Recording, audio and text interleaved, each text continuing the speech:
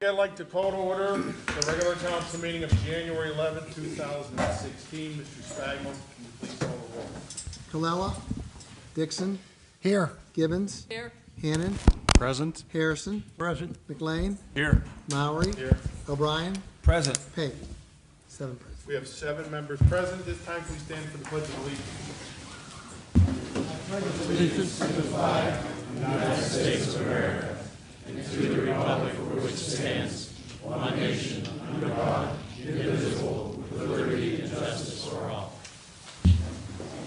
Now I'd like to turn to chair announcements. An executive session of council was conducted tonight before we came out January 11th, 2016. Legal issues and personnel issues. This time, can I turn to the reports of the officials and the librarians? Good evening. My name is Christine. I am the director of Your Public Library, where we provide services to inform, inspire, and enrich the community. It's a few programs I'd like to tell you about. First one is for children. It's called Messy Mondays. It takes place every Monday from 10 a.m. until noon. The program focuses on play experiences that support learning, creativity, and social connections. Stop by anytime between 10 and noon. Have fun with your child. There'll be finger painting, water playing, and much more. And then also the library is hosting a 5-week, it's called Play Shop, which will begin this Wednesday, January 13th at 10 a.m. It's for young children, birth through age 3. No registration is necessary. The young children will have time to play and explore with a variety of toys and musical instruments. And during that free play time, parents and caregivers will have the opportunity to ask questions and discuss concerns with a resource professional from the community. So each week there's a different topic and a different resource professional. So we'll have early literacy, speech and language development, health and nutrition, child development, and music and movement. Again, no registration is necessary. If you got a new laptop for the holidays and don't know how to use it, Rob will be teaching a Windows 10 class on Friday, January 15th at 10 a.m. Bring in your laptop and he'll cover the basics with you. Seats are limited, so he does ask that you register. If you cannot make that date, the library does provide one-on-one computer sessions with Ed. You can just call the library and set up a time with him. Coloring for Grown-Ups. This is a monthly club. It will take place on Thursday, January 21st at 7 p.m. We have a quiet space in our fireplace room. We provide the coloring pages, the pencils, and the markers, and you can enjoy a peaceful hour of coloring. Coloring promotes wellness and creativity, so grab a friend and stop by. On Wednesday, January 20th at 7:30 p.m. is the Town Hall Speaker Series.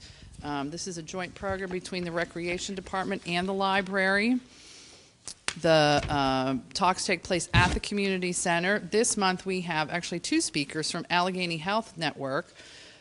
We'll talk about fueling your fit and active lifestyle and also preventing type 2 diabetes.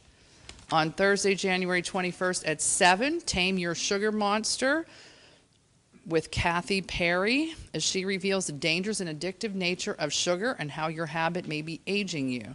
Kathy will also let you know how much sugar is okay and the top 12 ways to kick your sugar habit.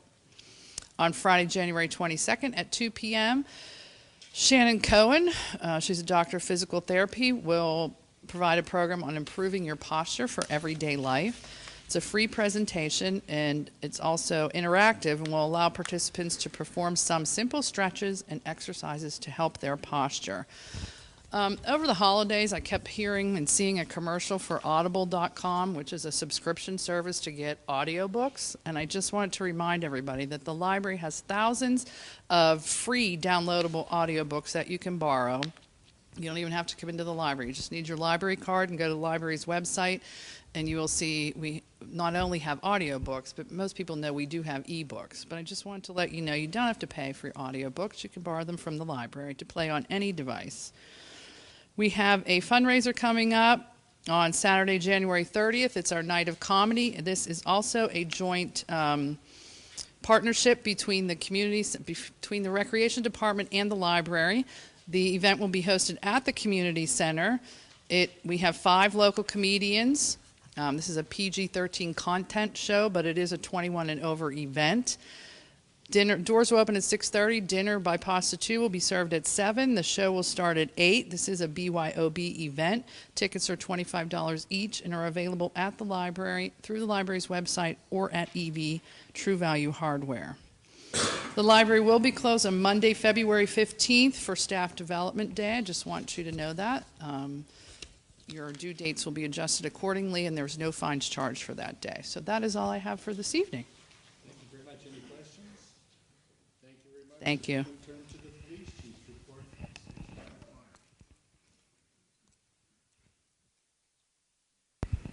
Good evening, Mr. Mayor, Council. Good evening, everyone. Chief O'Connor. First of all, everybody at Bethel Park Police Department wants to wish everyone a healthy and safe New Year for 2016.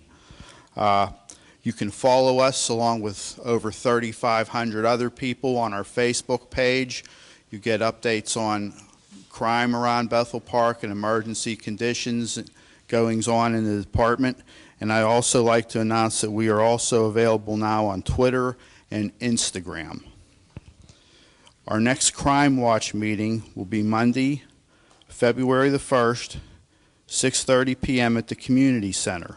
And in addition to our monthly meeting, we always try and have a topic, and this month's topic will be defensive tactics.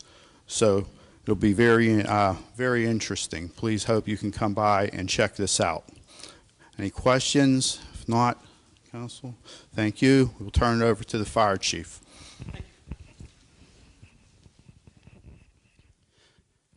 Good evening. My name is Dave Gerber. I'm the Fire Chief for the Bethel Park Volunteer Fire Company. In the month of December, the Volunteer Fire Department ran 29 total calls. 4 structure fires, 1 vehicle fire, 2 cooking accidents, 1 good intent call, 4 odors of smoke, 2 gas leaks, 1 vehicle accident with entrapment, and 14 fire alarms. As I said, totaling 29 calls. For the total for the year of 2015, the fire department ran 414 calls. I'll go through them real quick, ward by ward. Ward 1 had 32 calls. Ward 2 had 31 calls. Ward 3, 28. Ward 4 had 84 calls. Ward 5 had 27. Ward 6 had 23. Ward 7 had 53. Ward 8 had 62. Ward 9 had 22. And we ran 52 calls out of town to neighboring communities. As I said, totaling 414 total calls. It was a good, safe year. We had no fatalities. Nobody died in any fires here in Bethel Park, which is a fantastic thing. That's always one of our top goals every year. No firemen got seriously hurt or injured or anything. Everything went good. So, just real quick, this time of year, obviously it's gotten real cold out real quick over the last couple days here. I know people start using space heaters and things like that. Just real quick, I mention all the time about the space heaters, but if you're going to use a space heater, you should make sure you keep a 3-foot safe zone around the heater. Make sure that you have nothing stacked around it. If you're going to use an extension cord to it, make sure you have a properly rated extension cord. Make sure the extension cord's heavy duty enough for it so it doesn't get hot and catch on fire. Make sure that no kids or pets play around it. And always make sure that if you leave, you don't leave it on while you're not at home. It's never a good idea in case there's an accident or a problem that happens while you're gone.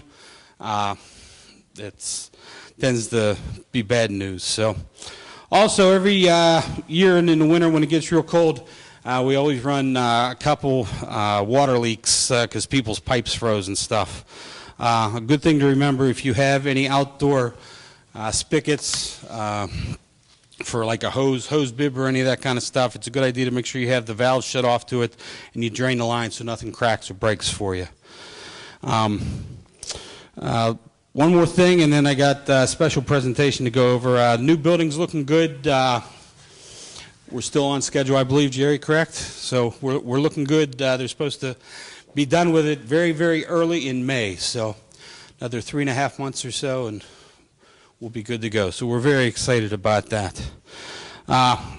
As I said, I got a couple special presentations. If I could ask the gentleman in the back that came with me this evening to step up forward.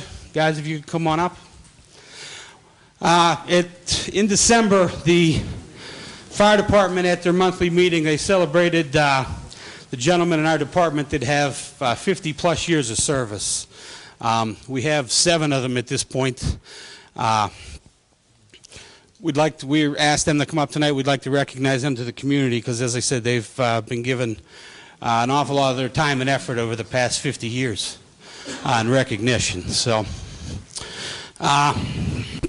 we'll start off one by one. To my direct left here is James Sell Sr. Jim has spent 50 years exactly serving with the Bethel Park Volunteer Fire Department. We're giving them a plaque, and I'll read it to you. It says, "The Bethel Park Volunteer Fire Company is pleased to recognize James Sell Sr. on January 11th, 2016 for 50 years of service with the Bethel Park Volunteer Fire Company. We're honored to express our deep appreciation for your 50 years of commitment to the Bethel Park Volunteer Fire Company and the professionalism it represents.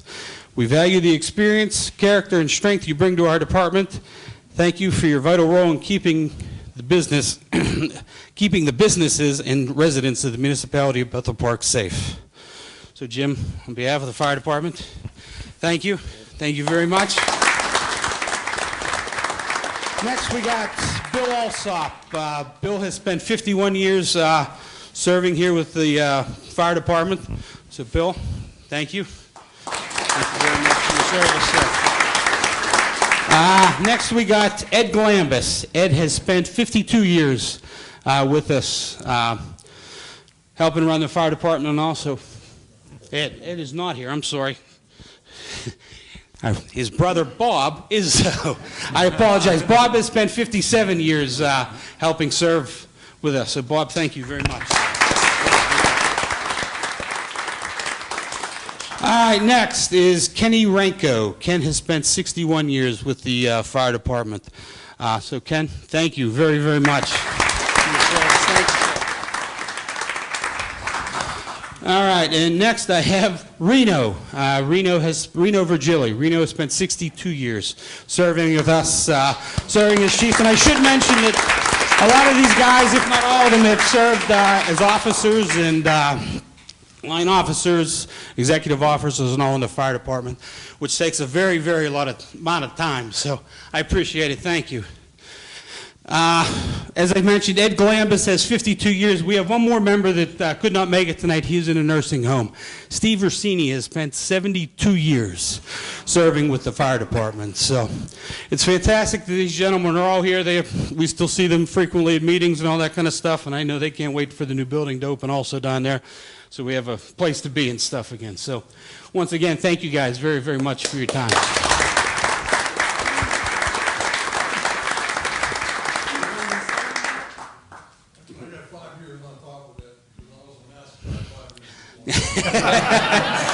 Good.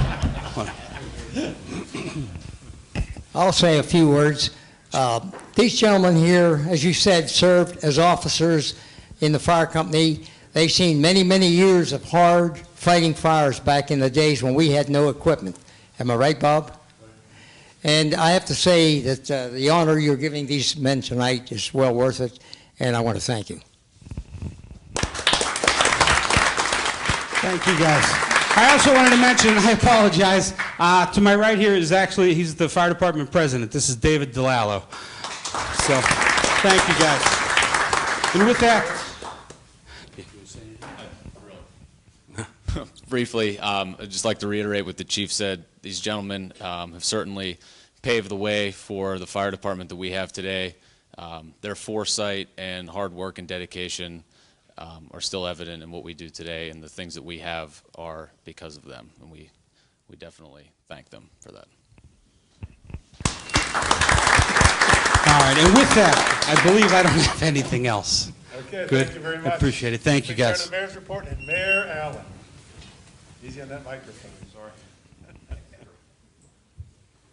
Chief, I also want to congratulate our firemen of the past, and like it was said, that they do, our company today is built on what they've done. Christine, you talked about the first thing I had, so we won't have to talk about the Town Hall Speaker Series. The first thing I have, though, is a program that is from Allegheny County, and it's called Snow Angels Program. We received this today at the office. I just want to let you know about this program if you know of anyone needs any help. Allegheny County and the City of Pittsburgh are putting out a countywide call for volunteers to help elderly residents with disabilities stay safe through the Allegheny Snow Angels program. Snow Angels is a program that helps minimize the hardships of winter by pairing volunteers with elderly or residents with disabilities to assist with snow removal. Snow Angels was launched in 2011 by the City of Pittsburgh, and it's administered by the Family Services of Western Pennsylvania along with the United Way. This volunteer opportunity is open to anyone that lives in Allegheny County and is great for families or high school students, organizations. Volunteers are asked to help at least one resident for the entire 2015-2016 winter season. Shovels and salt will be available by request. And to register as a volunteer with the Allegheny Snow Angels program, you can call 412-863-5939. I also have cards that will be sitting on the desk over there, and we will post the email address or the website on our Bethel Park website. So it's a good program if anyone wants to get involved in that.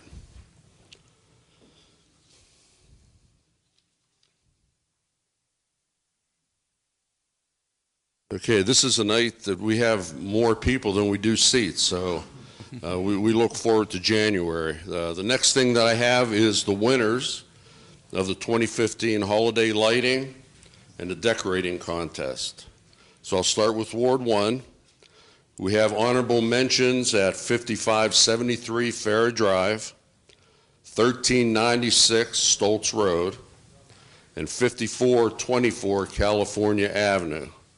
And the Ward 1 winner is Robert and Jeannie Stevens. Are they here? Oh.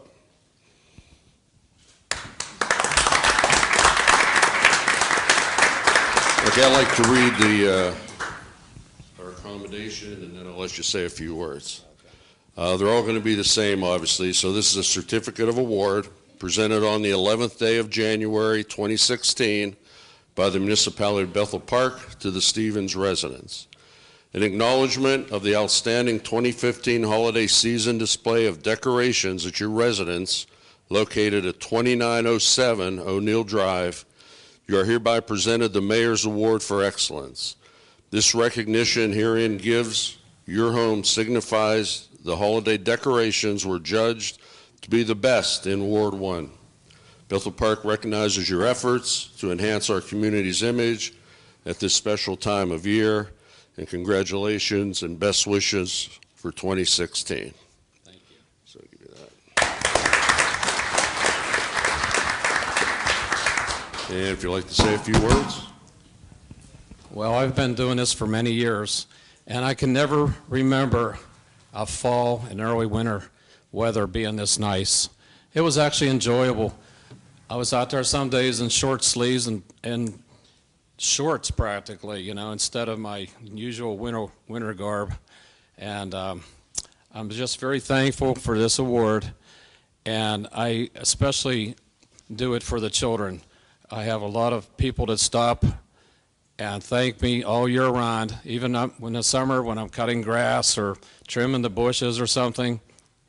You know, the people will stop and say, my son in the back just said that you have the best Christmas decorations in the world. And that's not true, but that makes me feel wonderful, and I really appreciate it. Thank you. Thank the people of Bethel Park. It is a lot of work. He puts a lot of love into it, but you guys, just by talking to us and telling us pretty much all year round, it means a lot, and it's worth it because of you guys. Thank you.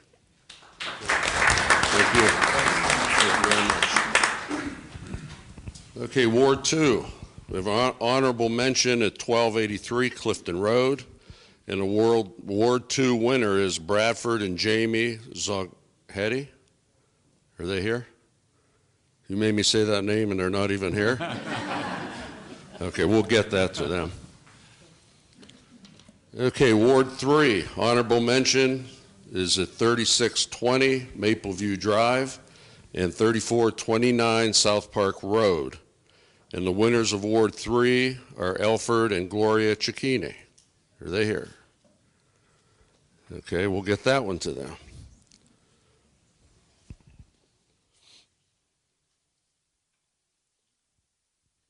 Ward 4 is supposed to be here, so.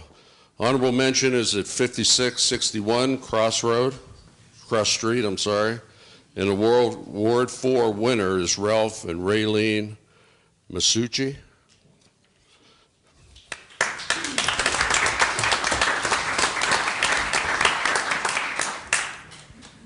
Congratulations. Thank you. Thank you very much. Congratulations. Speaking.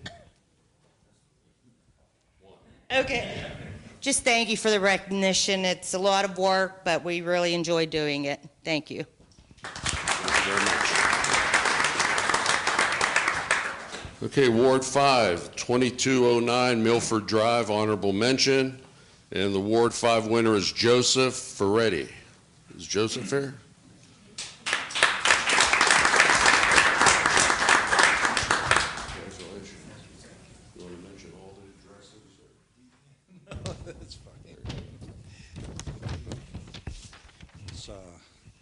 I'd like to thank God, my mother, and all the small people that helped. No. It was a lot of fun. We had a great time, and it'll be bigger and better next year. Thank you. I will mention that so far everyone had a single residence. When I looked at Joe's, his residence is 310, 320, 330, 340, and 350 Abbeville Road. So he puts a lot of work into this. Okay, Ward 6, honorable mention is 5739 Smith Drive and 1055 Dellfield Road. And the Ward 6 winner is William and Patricia Schultz. And they're here.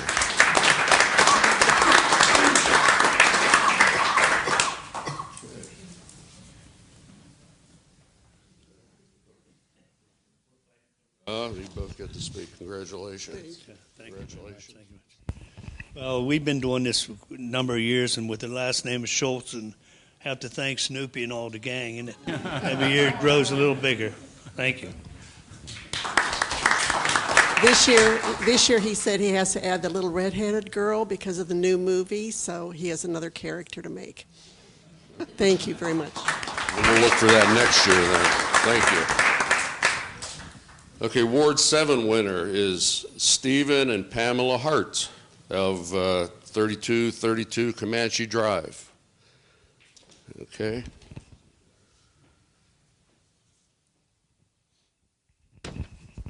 Ward 8, honorable mention at 2620 Center Street, 2656 Strathmore Lane, and 2648 Summit Street.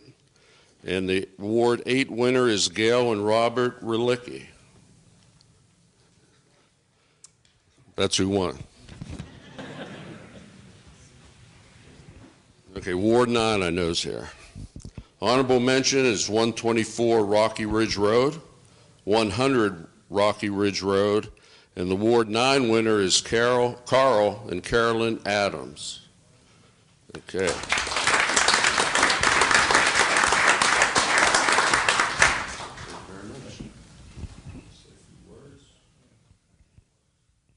I've been doing this for about 15 years since I moved to Bethel Park, and it was only the last couple of years that I found out that we've been doing this. So every year I try harder and harder. Last year I had, I guess, honorable mention in that, but I didn't realize I was going to get this year. But I enjoy it. I mean, it takes me all weekend, and I do up the inside of the house and everything. But thanks, I appreciate everything. Thank you. I also want to thank all the judges that participate, because without them, there'd be 9 people up here going door to door looking at the lights. So I want to thank all the winners and all the judges, and we'll look forward to next year. The last thing I have this evening is the monthly program that I like to put together, which is a person making Bethel Park a better place to live. And this month, I want to recognize one person. He was 17 years a volunteer for BPTV. He won Volunteer of the Year for the last 4 years. And beyond that, he produced over 100 programs last year for BPTV. He's a member of the Army Reserves. He's a sergeant over 10 years. And he's done 2 tours in Iraq and 1 in El Salvador. And he doesn't know he's getting this, but he's the cameraman up there, Devin Shea.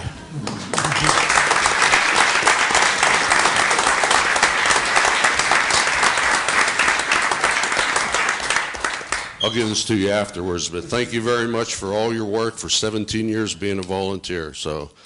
And that's my report. Would he like to come down and be on this side of the camera for a change? They got me already. But we had that planned. Thank you very much. Thank you very much, Mayor. Okay, at this time, I would like to turn to the approval of the minutes, and Mr. Hannon. The first one is the regular council meeting minutes of December 14th, 2015. I move that we approve the regular council meeting minutes of December 14th, 2015. Second. There's a motion and a second that we approve the regular council meeting minutes of December 14th, 2015. Any discussion from council? Mr. Spagna, would you please call the roll? Dixon? Yes. Gibbons? Yes. Hannon? Yes. Harrison? Yes. McLean? Yes. Maury? Yes. O'Brien? Yes. 7-0. Motion passes 7-0. Mr. Hannon. Next is the public hearing of December 2nd, 2015, Bethel Park Senior Residential Development. I move that we approve the public hearing minutes of December 2nd, 2015, Bethel Park Senior Residential Development. Second. There's a motion and a second that we approve the public hearing minutes of December 2nd, 2015, Bethel Park Senior Residential Development. Any discussion on this item? Mr. Spagna, would you please call the roll? Gibbons? Yes. Hannon? Yes. Harrison? Yes. McLean? Yes. Maury? Yes. O'Brien? Yes. Dixon? Yes. 7-0. Motion passes 7-0. Mr. The Hannon. next one is the reorganization of council meeting of January 4th, 2016. I move that we approve the reorganization of council meeting minutes of January 4th, 2016. There is a motion and a second that we approve the reorganization of council meeting minutes of January 4th, 2016. Any discussion of this item? Mr. Spagna, would you please call the roll? Hannon? Yes. Harrison? Yes. McLean? Yes. Maury? Yes. O'Brien? Yes. Dixon? Yes. Gibbons?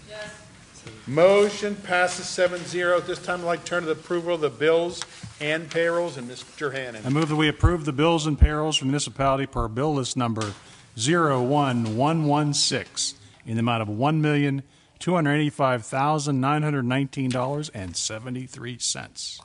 There is a motion and a second that we approve the bills and payrolls for the municipality per bill list number 011116 in the amount of $1,285,919.73. Any discussion of this item? Mr. Spagna, would you please call the roll? Harrison? Yes. McLean? Yes. Maury? Yes. O'Brien? Yes. Dixon? Yes. Gibbons? Yes. Hannon? Yes. 7-0. Motion passes 7-0. At this time, I'd like to turn to the resident comment section for non-agenda items. I know we have several people signed up for the item on Rite Aid. I mean, you feel free to speak now or before we go to the agenda. If you've signed up, we'll give you an opportunity to speak before we get to the item on the agenda. So is there anybody who would like to say a few words? State your name and address for the record. We have a 3-minute limit. At the end of 2 minutes, we'll signify and ask you to conclude your comments.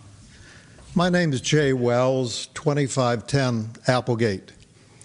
It's Applegate. It's right down the hill off of Lytle. Lytle Road, where there's been a water leak for well over a month, maybe going on 2 months.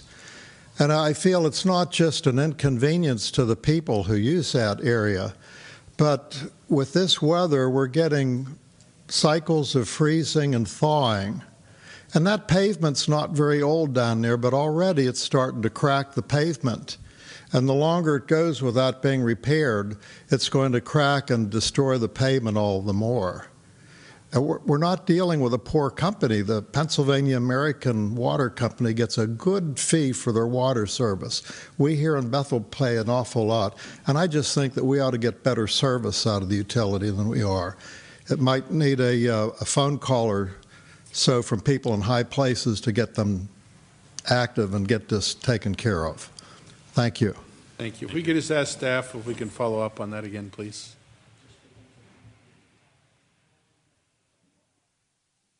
Yeah, no problem. You just state your name and address for the record and all that kind of stuff.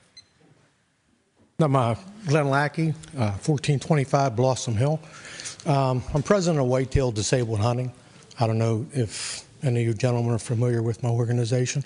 I've been hunting here, archery hunting through the residents in Bethel Park since 2010.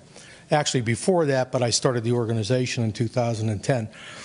We harvest quite a few deer in Bethel Park at no charge to anybody. I actually take on the responsibility and all the financial burden of harvesting the deer. So far this year in Bethel, we've harvested 87 deer, which is a fairly substantial amount.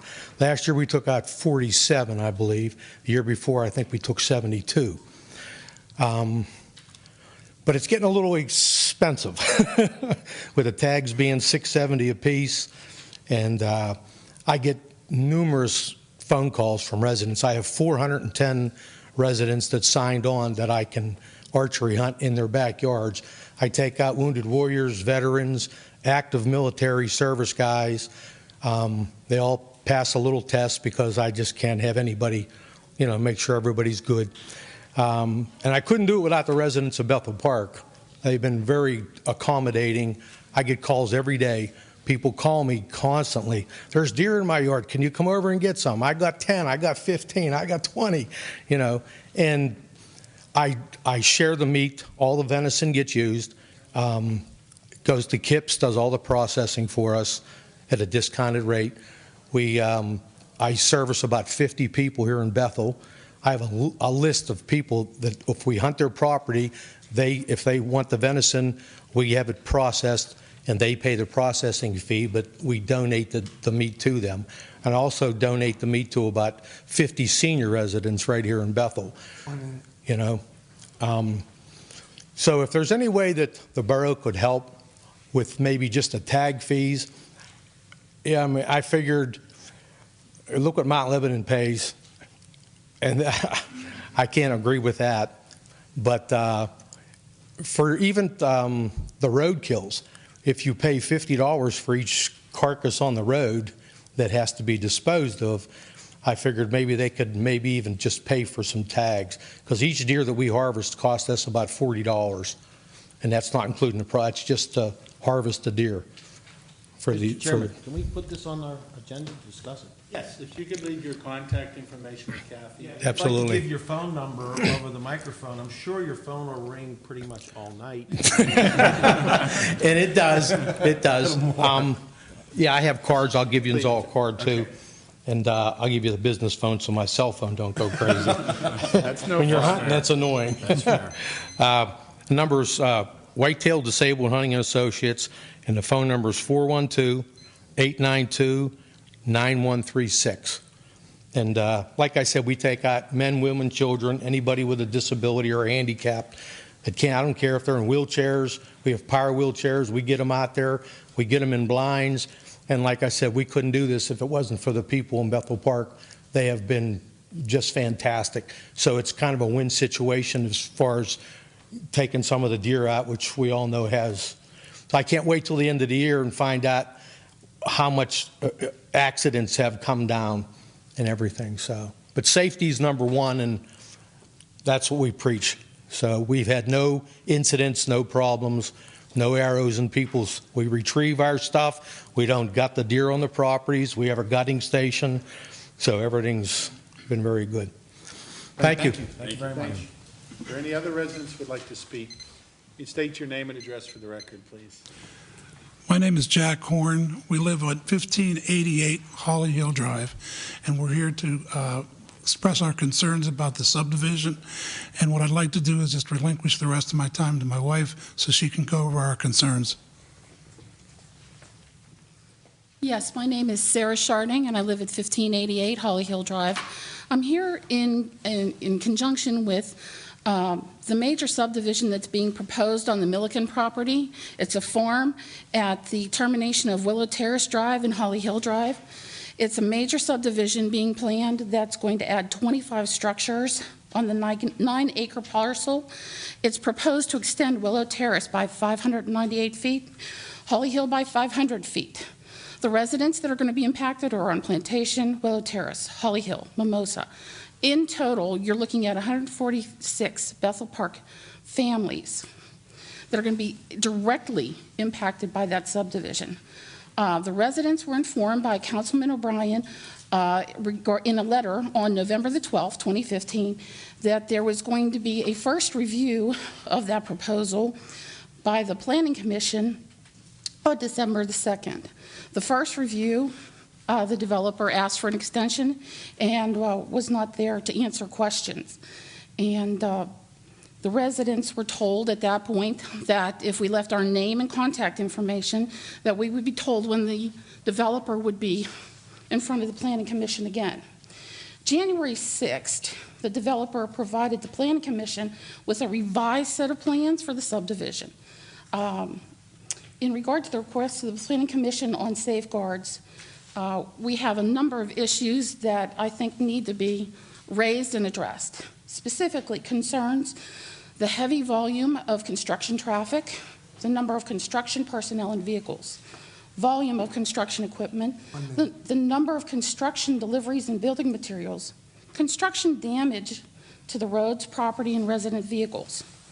Also, the developer's direct comment when I raised those concerns was to tell me to think of it as a garbage truck going down the street, and it wouldn't cause any damage. Garbage trucks are on the municipality of Bethel Park streets once a week. Certainly not hundreds of times during a week on a residential street. The Planning Commission is set to look at that proposed major subdivision on Wednesday. We're asking what effect that subdivision is going to have on the sales of homes and properties in the construction zone, because we are going to be it. And they have determined that Holly Hill is going to be the major thoroughfare for that construction zone. My concern is what are the noise and road weight restrictions in ordinances and regulations regarding decibel levels and gross vehicle weight on residential streets. What safeguards does the municipality have regarding completion of a major subdivision once the property is subdivided? When asked, the developer couldn't provide a timetable as to when that subdivision was going to be completed. How long are you going to ask the residents to endure that construction zone? 3 years, 5 years? If there's any guarantee of it being completed at all. What are the conditions that the developer's agreement puts forth? Because in the Planning Commission meeting, I was told when I raised concerns that everything would be controlled in the developer's agreement. Everyone has rights. I understand that, the municipality, the developer, and the residents. But as residents of Bethel Park, each family is entitled to the unrestricted, quiet enjoyment of their homes and property. The proposed subdivision will alter that quiet enjoyment of our residents for an extended period of time. We've purchased homes in this subdivision of Bethel Park. It's a mature, established residential neighborhood. We didn't purchase a home in a construction zone, and certainly think that that's going to place an extreme hardship on the residents that live there now. We, at this point, do not have anything in front of us. It'll be through the Planning Commission. I'll briefly address the roads and everything. They will be bonded, that if there is any damage done, that the contractor would be responsible. And as it was stated, they'll outline all this information. It'll go through our solicitor on the developer's agreement. I understand that those cartways are extremely small. Traffic on both sides and construction vehicles up and down the middle. O'Brien? Sarah, nice to see you again. Our committee meeting is on January 25th at 7:30. That would probably be the earliest date that we get the proposed from the Planning and Zoning Commission. I'd like you to make maybe a copy of your concerns and get them to the manager or assistant manager, and we'll talk about all the different concerns the neighbors have with this development. These are just the concerns I have in regard to Yes. damage and structure. Right. I think A whole other set of concerns once you see what they're going to do. I agree with you. This piece of property has been a beautiful piece of property for a very, very long time, and I really was quite anxious about the day that this would come.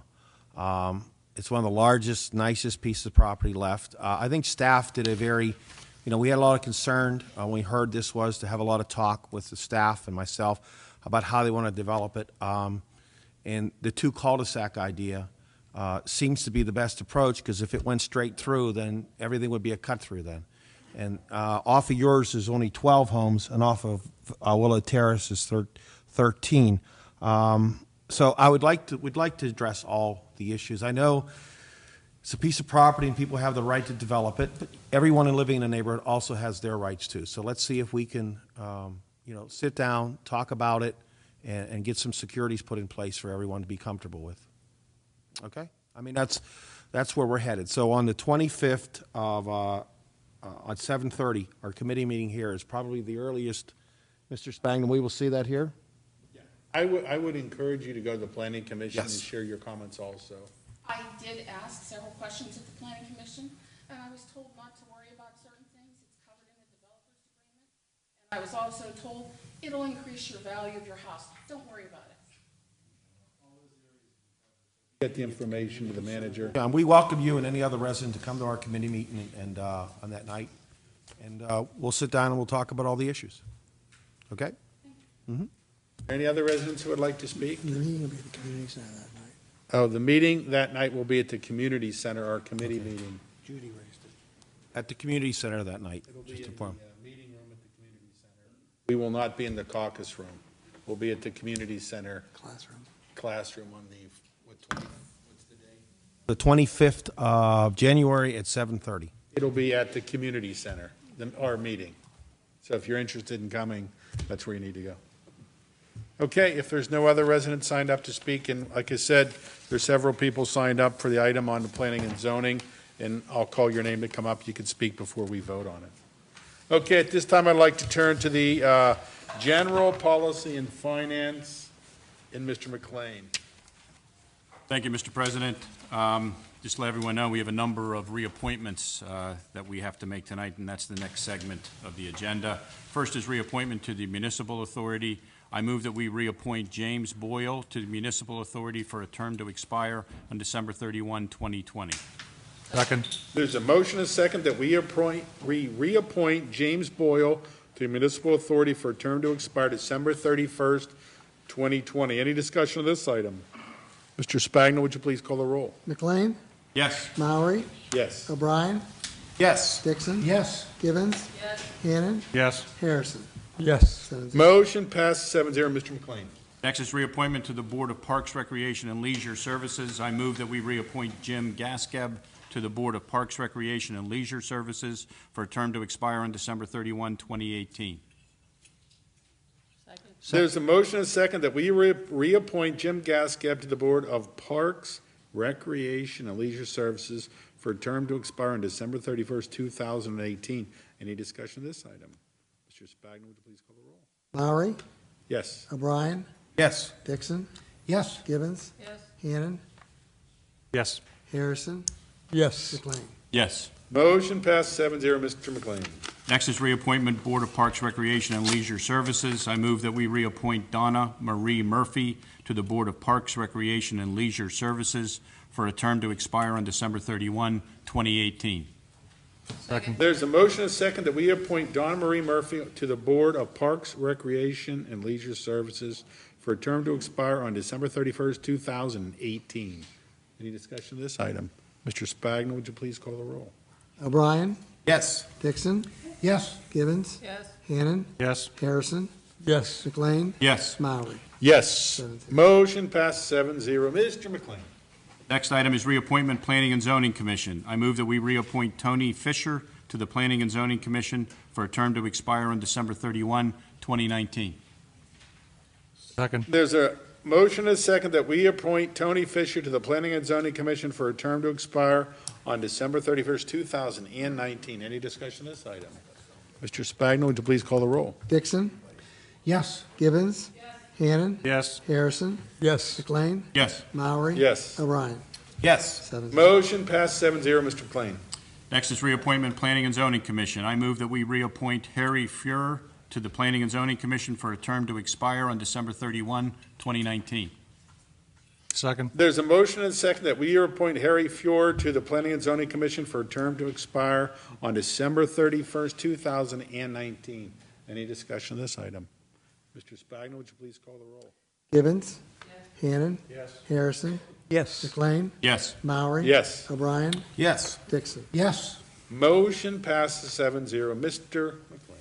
Reappointment Planning and Zoning Commission. I move that we reappoint Mark Veman to the Planning and Zoning Commission for a term to expire on December 31, 2019.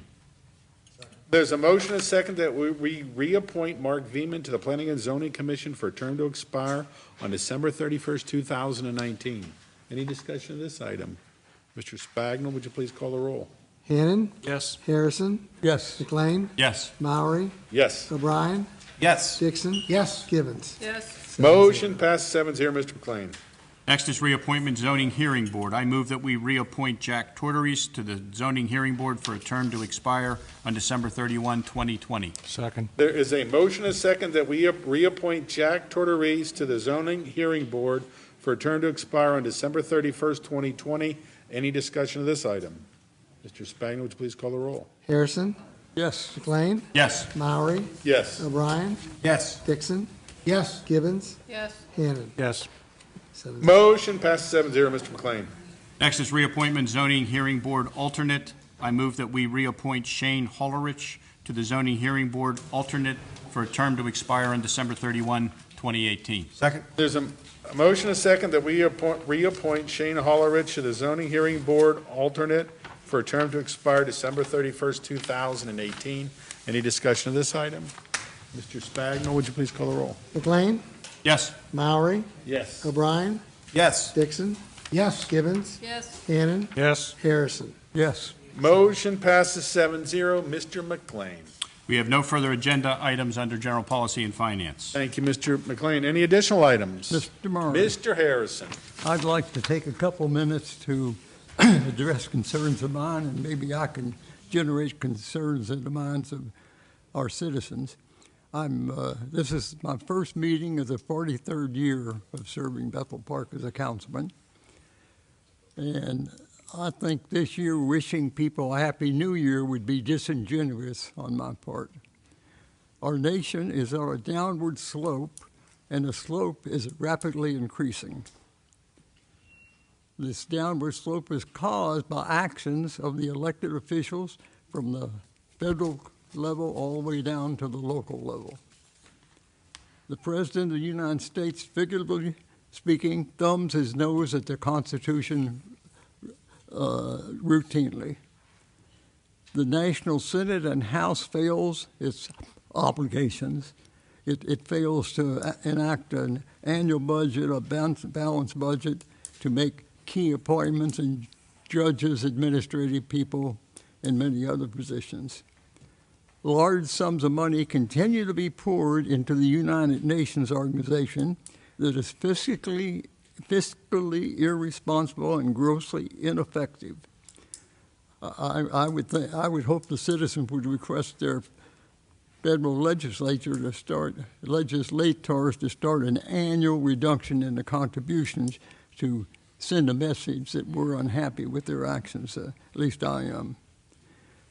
The controlling legislative political party recently changed at the national level, but governing still remains ineffective. The Supreme Court judges seem to routinely vote on political rather than constitutional basis.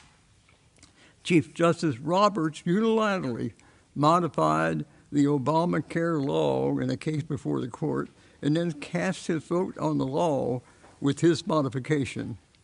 his authority to take this action is questionable. Our state governor seems to have no appetite for controlling spending. State legislators do not meet obligations to prepare timely balanced budget, legislation on such items as state stores, prevailing wages, reduction in the number of legislators, to name a few items. At the municipal level, the council members were forewarned that an ordinance to place the Bethel Park Volunteer Fire Company ordinance on the ballot a few years ago was in violation of the Home Rule Charter. The council ignored the Home Rule Charter and enacted the ordinance anyway. I allege that this was an act of misfeasance. A member of this council body is a lawyer. He likes to remind us his father was the chairman of the Home Rule Charter Commission. I was an elected member of the Home Rule Charter Commission. Having served as a Bethel Park councilman before the establishment of the Home Rule Charter Commission, I had knowledge of what was needed to best serve the community. A significant item that needed attention was the inability of citizens to challenge currently passed ordinances. In many cases, the residents didn't have prior knowledge of the ordinance until council enacted. If the residents objected to the ordinance, getting the ordinance changed was highly unlikely. Based on my previous experience as a councilman, I knew how to provide the residents the ability to challenge an ordinance. I personally wrote into the Home Rule Charter the following section. Section 1107, effective date. It says the effective date of an ordinance shall be no sooner than 30 days after its adoption. This section of the Home Rule Charter provides a period of time for residents to formally challenge an ordinance if they chose to. The Home Rule Charter, with this stipulation, was unanimously approved by all Home Rule Charter members, and this stipulation was in the Home Rule Charter. Super Lawyer McTiernan, or solicitor, was complicit in violation of the Home Rule Charter by delivering the ineffective ordinance to the Election Bureau 3 days after its passage by council, which was 27 days before the ordinance effective date. At my urging, council directed McTiernan to provide a written opinion of his action relative to the illegal ordinance. In his opinion letter, McTiernan stated the concept of effective date is inapplicable to an initiating ordinance.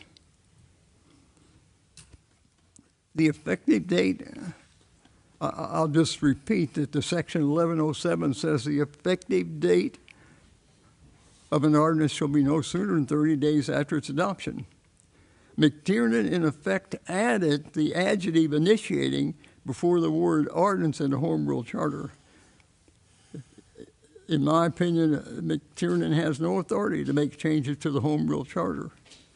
Seems that he has the same ailment as Supreme Court Justice Roberts, who decided to change the law passed by Congress before he voted on it. Because of this illegal fiasco created by council formed an unnecessary Home Rule Charter Review Committee. The committee is a stacked deck because it has 5 of the sitting 9 members of council on the committee. This committee is an unneeded action to cover their behinds because of their illegal action. The Home Rule Charter explicitly defines the procedure for making changes to the Home Rule Charter. The Home Rule Charter options, changes to the Home Rule Charter, and challenges to ordinance had been successfully utilized several times during the 39-year life of the Home Rule Charter. I say if it ain't broke, don't fix it. Now note the audacity of the unnecessary Home Rule Charter Review Committee. The unnecessary Home Rule Charter Review Committee is recommending that the requirement of the 30-day delay of ordinance effectiveness is cited by the Home Rule Charter be deleted. So they're suggesting we no longer allow people to challenge an ordinance that they don't like that council passes. My purpose of this presentation is to remind all of us that action of our elected officials are the cause of our nation's decline, and I sincerely think it's declining, and I hope you folks do too. Finally, I would remind everyone to vote. If you don't vote, you are in essence giving approval to business as usual, which is causing the nation's decline. Our unique nation is doomed to failure like many historical societies if it continues on its downward slope. Please do your part to save our unique nation. Thank you very much. Thank you, Mr. Harris. Any other discussion? Mr. Chairman. Mr. O'Brien. Don refers to Mr. McTiernan as our super lawyer, or sometimes a Philadelphia lawyer.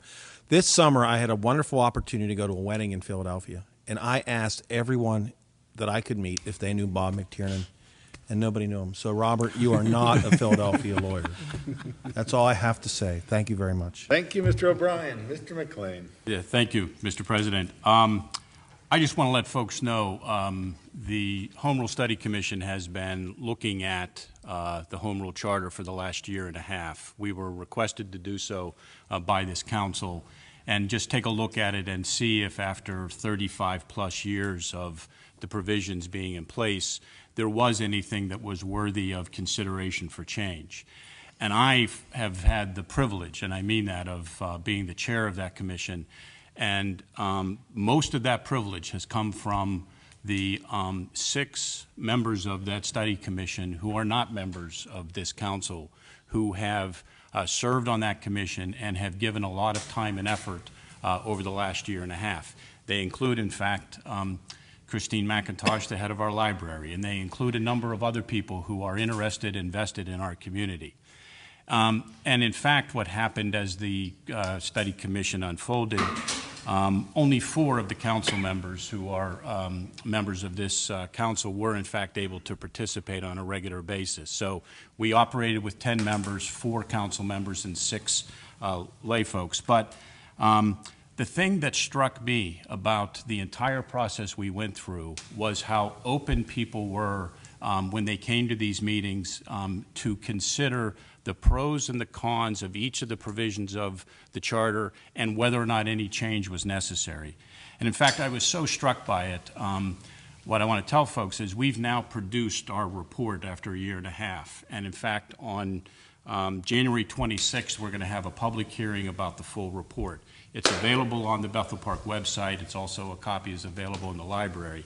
But I, in particular, took time, if you want to read it at the end of the report, to provide some commentary from myself, because I was just really, really impressed with the process that the people who were involved in this study commission went through. But here's the way I say it at the end of my little comment about the commission itself. I found it refreshing to witness that the people of a community can have robust discussions about important issues, even to the point of disagreement, without losing the friendship in their voices. And I meant that, because each of us got together as members of a community with a common interest and a common aim, and we were able to air a lot of important issues, including disagreements, because we did not agree on everything that ended up in that report. But it makes for a very worthwhile discussion when people can do that, when people can freely bring their ideas, even if they are not necessarily in agreement with everyone in the room. So with that said, what I want to encourage everyone in Bethel Park is, if you have the time to take a look at the report, and if you have a view, if you have a comment, if you have something that you want us to consider, then please come to our meeting on January 26th and provide us, the members of the study commission, with your input. And we will include it in the report that we then provide to council. And so people understand, we're functioning as an advisory board to council. We don't have the authority to adopt any change. Nothing that this study commission decides becomes a change in the charter. That has to go to council. Council has to debate it and discuss it, and then ultimately it has to be taken to the voters. No change can be made to the charter without the approval of a majority of the voters in this town. So again, it's been a very, very worthwhile exercise. I've been very privileged to work with the people who are on this commission, and I want to thank each and every one of them. But I also want to encourage the public that if you've got anything you think we need to consider, please bring it to our attention. Thank you. Mr. Murray? Mr. Harrison. Just a couple of comments on what Mr. McLean had to say. Number one, he mentioned that my concern about a majority of council members being on the committee says, well, they're not attending the committee anyway and involved in it, which sounds to me like they're not very sensitive to their responsibility. The other thing that I just want to reiterate is that they're talking about wanting the people's input and help and making sure that they process the changes that they think are important. But in my opinion, a key one is that they're recommending that they do away with an option which has been used several times to protect the public from what I think was irresponsible action for this council. Thank you very much. Mr. Murray. Yeah, I guess I'd just like to thank Mr. McLean. I had the opportunity as a resident to attend some of the meetings, and under his leadership, under the format the committee took, and not just looking internally, looking externally, they spent a lot of time looking at other communities similar size across the state to see what works and what doesn't. Some of the recommendations are good, and maybe I agree with, and some of them may not be. But I think it's the process that's important. It's been open. The meetings have been advertised. They've had public hearings. And as I read the minutes to the meetings, Mr. Harrison has not attended one meeting. I think it's interesting in how this whole thing transcribed or came about was the fact that Mr. McLean sent the information out to council as far as, copying us on putting it on the website. And Mr. Harrison basically said, you make these changes or I'm going to make a big deal out of it on the floor. This isn't about the community. This isn't about the residents having input. This is about Don Harrison, is everything he does. How can he get an opinion from just reading the information without participating, without showing up at any of the meetings to really see what goes on? And I think that, in my opinion, is the disservice to the community. There is a public hearing scheduled. Just because it's recommended doesn't mean we're going to adopt it. Once again, the community will vote. I don't know what he's so afraid of. He wants to make it out like there's a big mystery here, which is very unfortunate because this has been a good group of people, and the time that Mr. McLean spent putting the report together, just doing the notes and all the information, and staff and Mr. McTiernan, I think is a tribute to the people of this community and want to see things move forward. So there may be changes recommended, there may not be, we don't know, but I think it's a process we need to look at to make sure that we are adjusting to the times. Thank you. Chairman. Mr. O'Brien. I have to just go along with Mr. Murray here. I did attend one of those meetings, and I think it's just unfair to Mr. McLean and the group of people. When you ask someone in anyone general public, do you want to be on a home rule study charter commission? They'll say, what? I mean, is that like going to a ball game or something? I mean, and there's people that have been coming diligently for a year and a half talking about, and the discussion and the professionalism from this man who runs this meeting. And I like this stuff. So I sit down and talk, and I like to listen. But the people that you ask to be on this committee, they're really engaged. They are taking this very seriously. They understand that this is like our Constitution of Bethel Park, and it's not something to tread on lightly. But it is very healthy to look at, to talk about, to discuss. And I disagree with Mr. Harrison, and our country has a lot of troubles, but I do like it so much. And I am so proud of the people that serve in our military and the people in this country. I think there's a lot more good in this country than there's not, and I'm willing to work and work hard to make it a better place to live for my children and my grandchildren, and I'm in it up to my neck. So I'm sure there's a lot more people that like it too. And I want to thank Mr. McLean and the people that give up their nights, weeknights, to stay here for a very long time and talk about things that I'm sure a lot of people in this town are glad they're talking about it and they're not. And I want to thank them for that. Thank you. Mr. Murray. Mr. Hannon. First I wanted to compliment Jim McLean on doing a great job as chairman of this committee.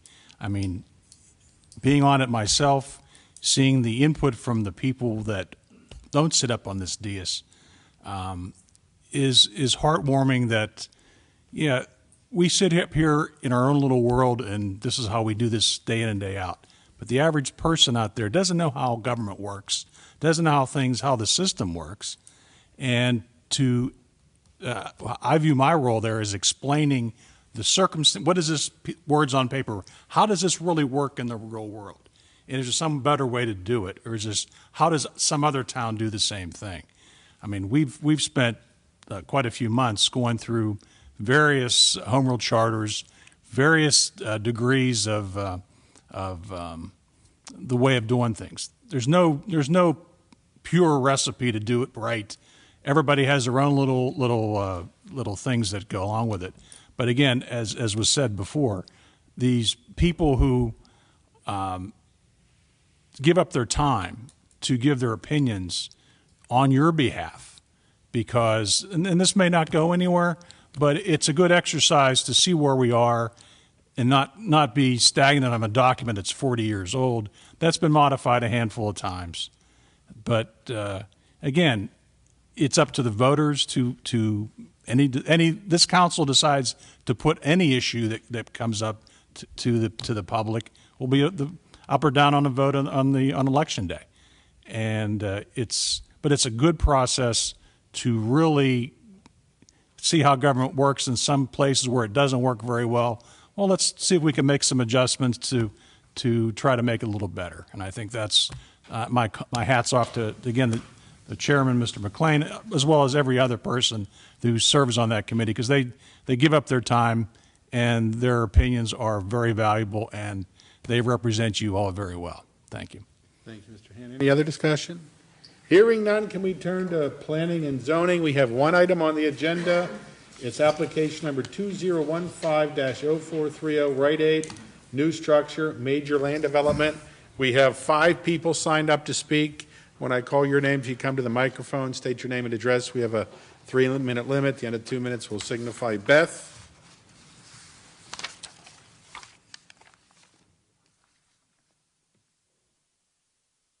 Good evening. I'd like to thank all of you for your service. I, as a citizen of Bethel Park for the past 28 years, my family and I are very grateful for this township and all who serve. So thank you.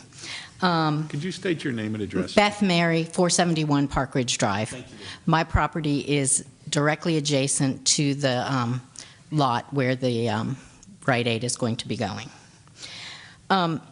We did not find out about this, our neighbors and I did not find out about this until Election Day, when at the polls one of our other neighbors told me that this was a project that had already been through the Planning and Zoning Committee, and so that's why we're here and haven't participated earlier. I just wanted to make that clear.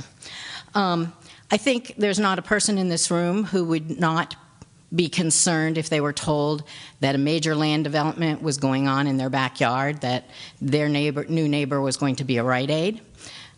So you can imagine how we feel. My first question is this: why do we need another pharmacy, mercantile store in Bethel Park? It seems to me, I mean, I just did a rough count, and there seem to me to be at least 10 other pharmacies in this community, and that seems like quite a few. Why do we need another one, and why does it have to be at this location?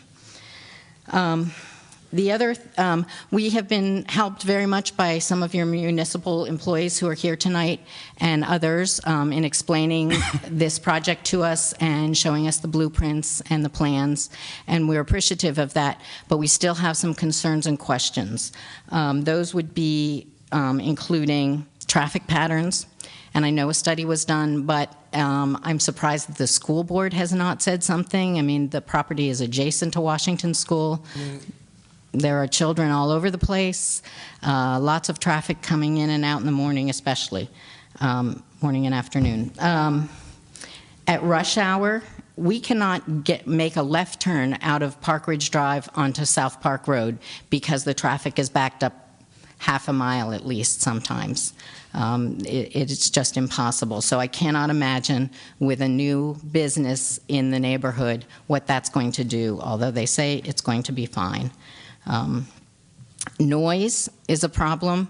Where we live kind of down a hill, and everything that goes up on that plateau where the building will be going in, the noise comes down directly into our homes. Despite soundproof windows, and we all have new windows, and we can still hear things from up there. Trucks making deliveries and pickups in the middle of the night wake us up on a regular basis. Does that mean I'm 3 minutes? Okay, I'm noise, lights, they're going to be 12-foot lights that shine down so they don't supposedly shine out into our yards, but we live downhill, so the lights will come down unless there's some kind of blockage.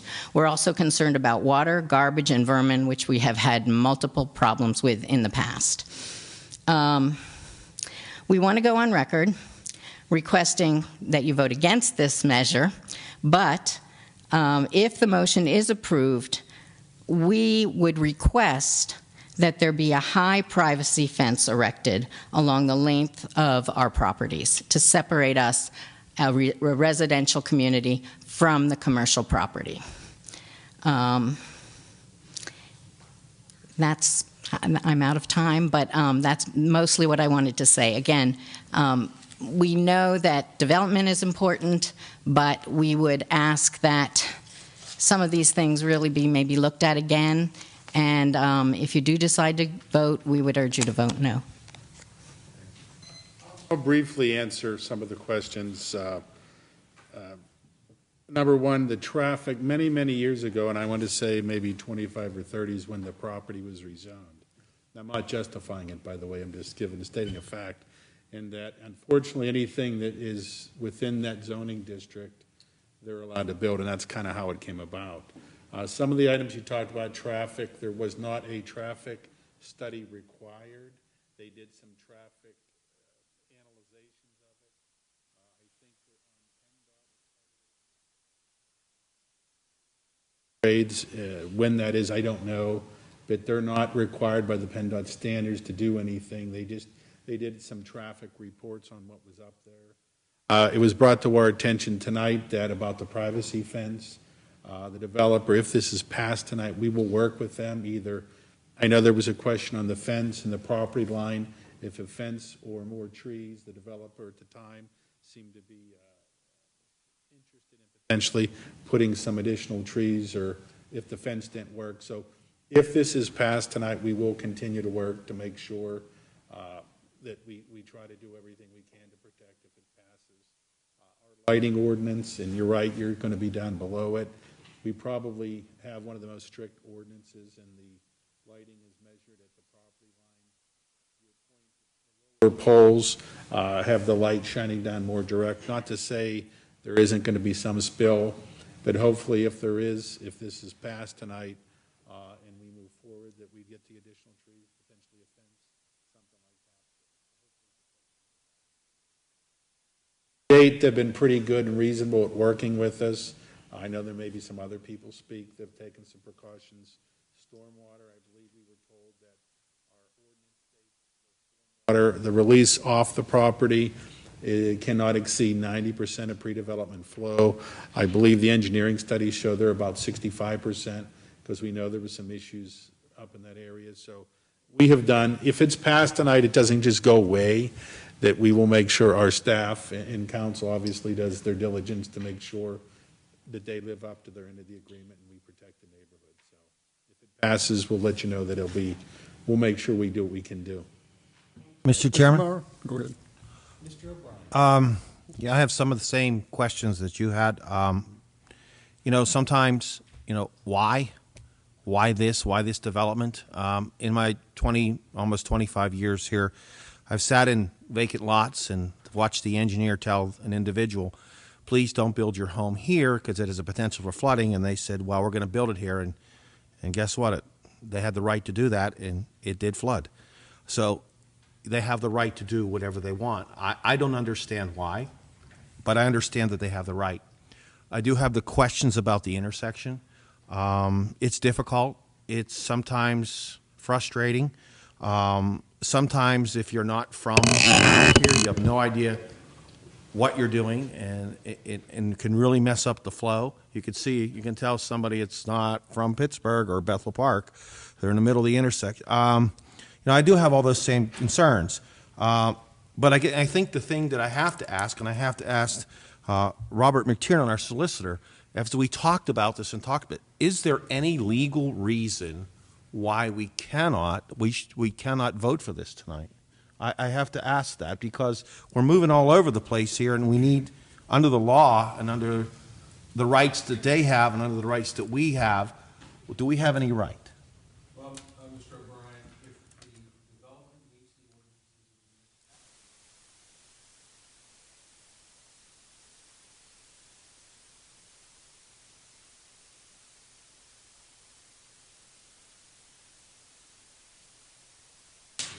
and to echo something Mr. Maury said earlier on, this is a permitted use.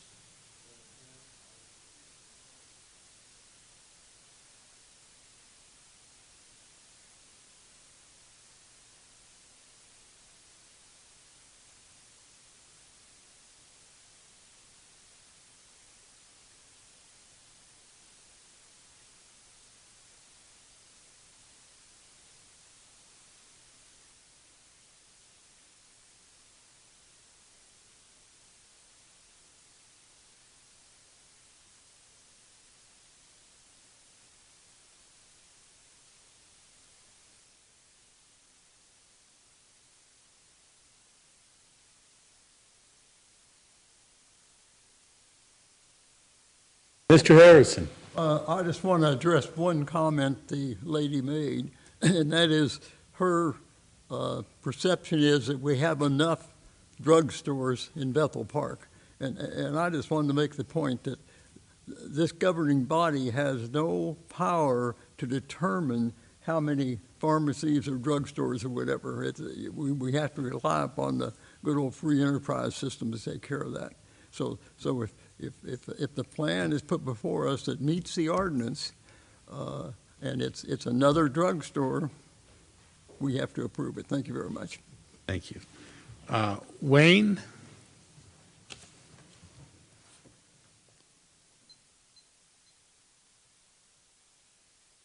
Hello, my name's Wayne Grant. I live at 475 Park Ridge, right beside Beth. My concern is the planting of the trees, not at the property lines, because the property lines are about 20 feet below the parking lot. So it'll take at least 30 years for those trees to do any kind of good for blocking lights, whether they be from the lighting for protection of the parking lot, or from my understanding is there's going to be a drive-through, so all those lights are going to be shining at our houses.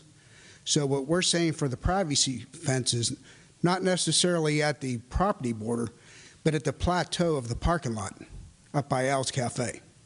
And I welcome anybody to come look at the actual hillside, because planting trees at the bottom of the hill is useless. Okay, that's what I wanted to say. We will share, I mean, this is a matter of record, and we have all the information. If it is deemed passed tonight, that we will share your concerns and try to get to accommodate the neighbors, the fence at the top of the hill, if they're willing. I mean, so far they have showed that they're willing to work with it, so we'll continue to pursue it if this is adopted tonight. Yeah, I'm already convinced that it's going in because it's free enterprise. I'm just looking out for all of us people that have to live with it once it's there and in place. Thank you. We appreciate your comments, and like I said, I think somebody shared them today with our planner or this week, so we'll do that. Mr. Murray? Mr. Harrison. Let me address one other comment. Bethel Park has one of the most restrictive ordinances relative to lighting. And the lighting that you folks worry about is called a spill light that gets beyond the boundary of the development. And so that's an item that supposedly will be taken care of, and it has been taken care of. Best Buy was lighting the whole neighborhood over in their area, and we caused them to fix the lighting so that doesn't happen. So I'm not saying light is not an annoyance, but I'm just saying that they're not going to put up lights that are going to shine right in your yard or your neighborhood. They have to meet the ordinance and control the amount of light that gets off of their development. Thank you. Jason?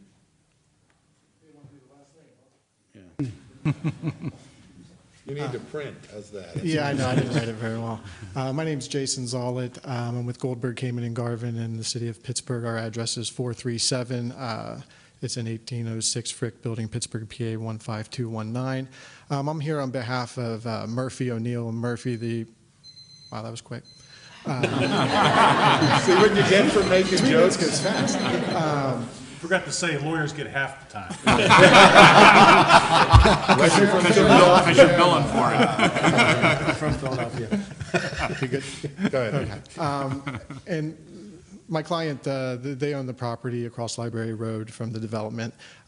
We were here in front of the Planning Commission. We were here for the Planning and Zoning Committee, so I won't belabor the point. We've had the issues with the stormwater management plan. We've had an opportunity to work with the developer, and a lot of our issues have come pursuant to the order of court that Mr. McTiernan had referenced.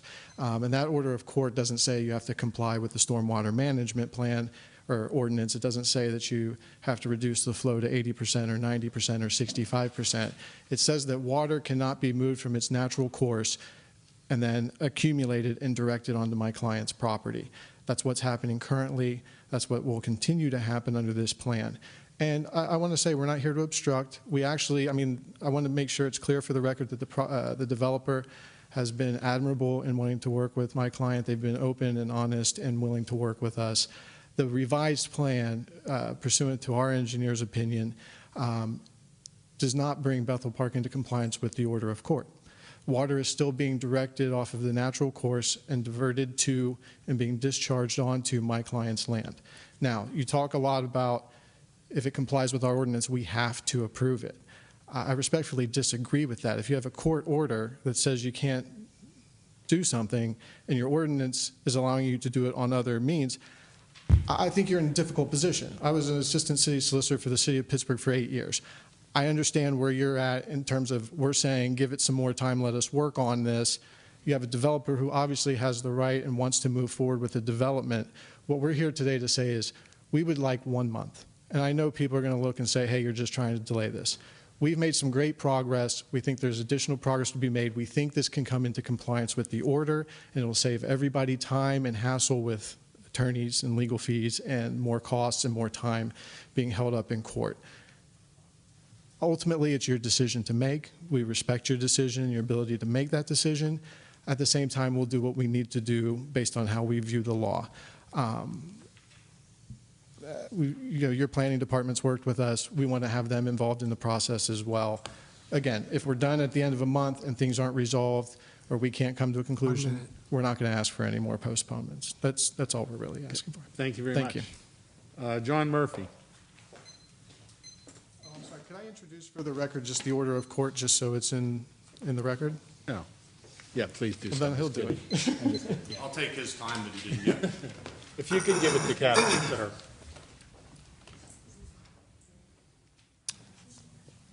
My name is John Murphy. I'm at 360 South Ridge Drive. I'm the managing partner of Murphy, O'Neill & Murphy. We own 45 acres on McMurray Road. The best way to describe it is, I think most people know where it is. It's the South Park and McMurray Road intersection. We're down the road slightly from the Clifton intersection where the site where the Rite Aid is proposed to be built. We have been incurring water because of no stormwater enforcement and management being placed on that parcel. And that was brought to light by the developer in his study for the stormwater management report. And after that, we surveyed our land and we find erosion, surcharging, flooding, all types of problems. Now the developer and his engineer have done a good job of trying to reduce the CFS that's coming at us, but at the same time we do have this court order, and there was a 1955 study that we found has not been a part of the consideration. And this study, I believe, was performed for Bethel Park. There's one 2 years later performed for Upper St. Clair, and it clearly delineates the watersheds. There are 3 watersheds on this parcel, and I am concerned about water, as this other lady mentioned. I'm very concerned about water. I have property that can be developed and bring a tax base to Bethel Park. As many of you know, part of that property is in Bethel Park, and I would like to do that. I've been trying to do it for a couple years and have been denied that opportunity because of the roads and because of water conditions. So I'm in front of you today to ask for that 30 days. We haven't had an opportunity really to meet with staff. We just came in and we requested a copy of the stormwater report and the plans, the construction plans. We have yet to date to receive the construction plans. We were denied them because we were told that an engineer's stamp is a copyright, and we're denied those. Now that the council representing the developer has been kind enough to share with us the first stormwater report and the second stormwater report, which we met with the developer and his engineer last week.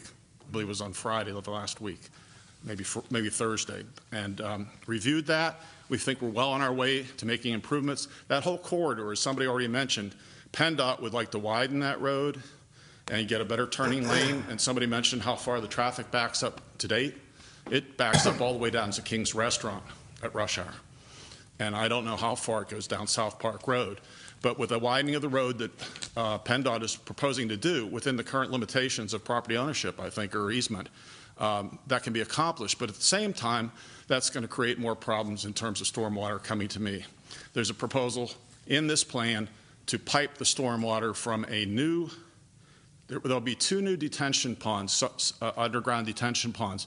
One of them will be in the Rite Aid facility, and basically to handle that, and the developer and his engineer have done a good job of revising their plan and directing that water to Clifton Road. But the other problem is there's a residential parcel to the north of this site. It's about ½ an acre, and it is proposed to have a separate detention pond, which will come down to McMurray Road, have a new pipe installed, and take it down to a culvert that comes across our property and surcharges our property. Now, we think we can work, we think there's a solution. We want to live in the solution rather than the problem, but we need some time. We got 30 days previously, as you're well aware, but that was in the midst of the holidays. And between our schedules and their schedules, we weren't able to meet. So I'm going to also put into record, it seems that this report didn't come to light. I received this a while ago from your previous engineer, but it is very clear. And this is only a cover page of it and a couple pages. I'd be glad to furnish the whole thing, but I'm sure it's in your file somewhere. And that's called the Report on Existing Stormwater Sewers, Storm Drainage Problems, and Stormwater Extensions, December 5th, 1955. Thank you very much for your time. Mr. Chairman. Oh.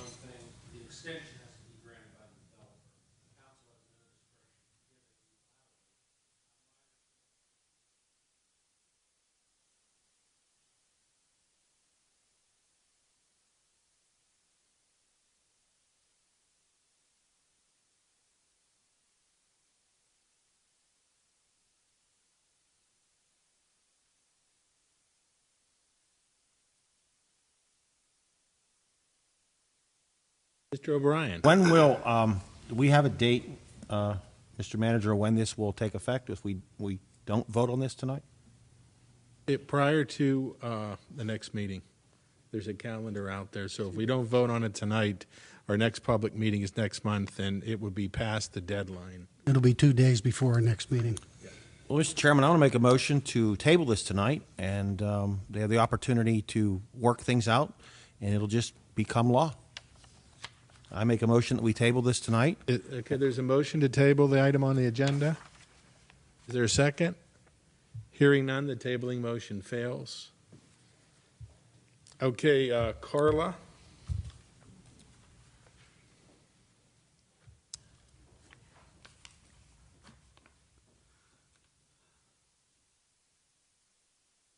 Hi, my name is Carla Ferreira, and I'm for 480 Park Ridge Drive, which I'm very close neighbor to Beth.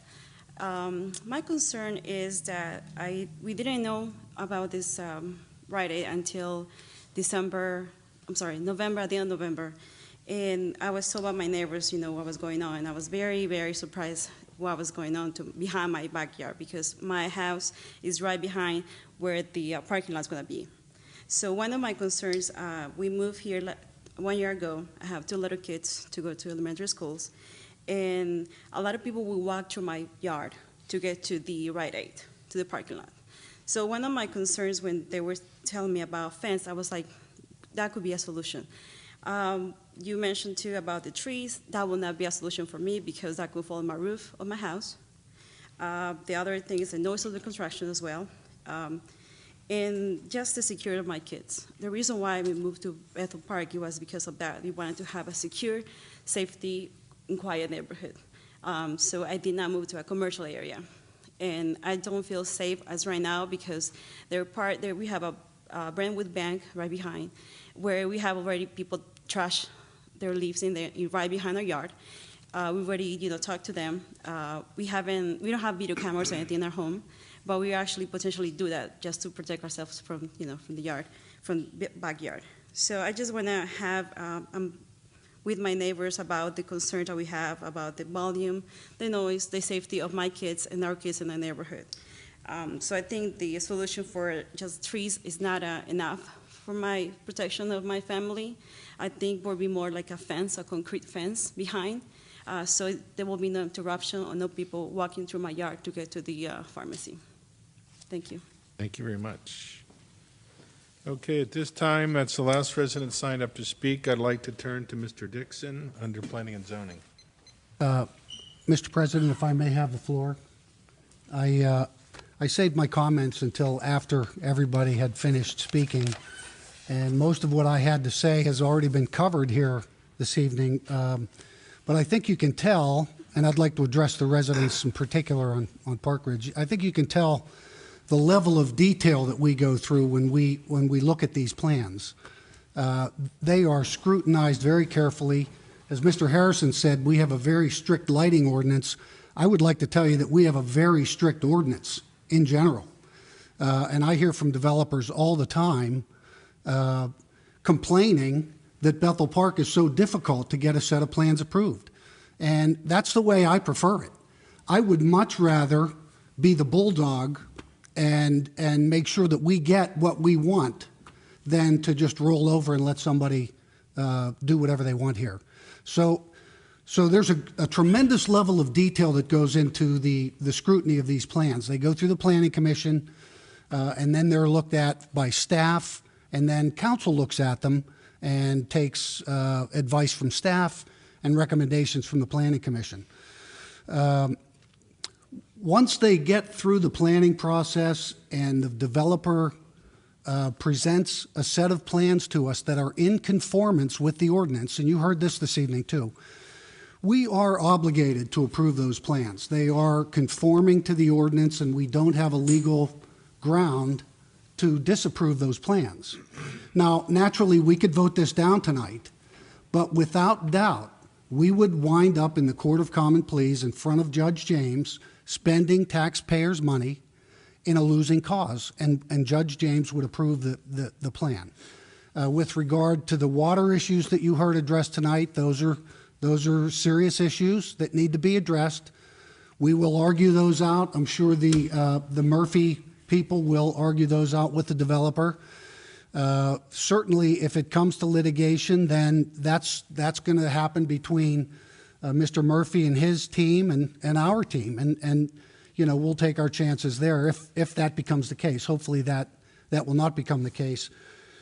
If we, as our solicitor said, if we wait a month, it's going to be too late. Once a developer submits plans, that starts a clock ticking, and that we have a very limited amount of time to approve those plans or reject the plans. And as you heard, we don't have any time left. 2 days before our next meeting would be the deadline. If we don't take action before then, the plan is deemed automatically approved. So we really have to take action on this tonight. With regard to us not providing plans to Mr. Murphy's team, that's true. We did not give those those plans up, but we did allow them to come in and review the plans in the office, and so they did review the plans. It's not like we withheld anything from anyone. And so that's what we've come down to here tonight. We are going to vote on this, and Beth, just to be honest with you and on the record, I think that's a terrible location for that drugstore. I think we have more than enough drugstores in Bethel Park, and I couldn't agree with you more. But my opinion doesn't matter. We have to make our vote tonight based on the ordinance and the law, and so that's what we're going to do tonight. And so I wanted to explain that to you and just kind of recap what everyone else has said here this evening, and hopefully that'll make sense. We have worked with the developer. He's very reasonable. They've done a great deal of changes to their plans to accommodate us, and I think that they have been reasonable enough to agree to a buffer in the back of that parking lot. To what extent we, we'll continue to have discussions with them, but hopefully that'll work out for the best. Mr. President? I'd just like to make one comment and request of the developer, which is that if we do approve this plan or moving forward, I'd like to ask the developer to give very serious consideration to the request for the privacy fence. I acknowledge it may be something that in your normal planning you might not prefer to do, but it sounds like from the circumstances here, it's a pretty reasonable request by these neighbors, and it goes a long way to addressing their concerns. And as we all know as elected public officials, once the development is done and the operation moves forward, we're still here, and these folks come to us when they still have continuing issues. So I'd like to make a request on behalf of us that you give serious consideration to putting in a privacy fence that achieves the purposes they're looking for and accomplishes that. Thank you. My one last comment. I think you talk about if we vote it down, we go to court, what do we have to gain or lose? The concern I would have would be, obviously the judge is going to side with probably the law. And the downside for us is all this goodwill, things they've done, the stormwater management, things they've done over and above, we could potentially lose that. If we go and the judge says, you know what, that's deemed approved, they could say, you know what, your ordinance says 90% of pre-development flow, that's what we're going to do.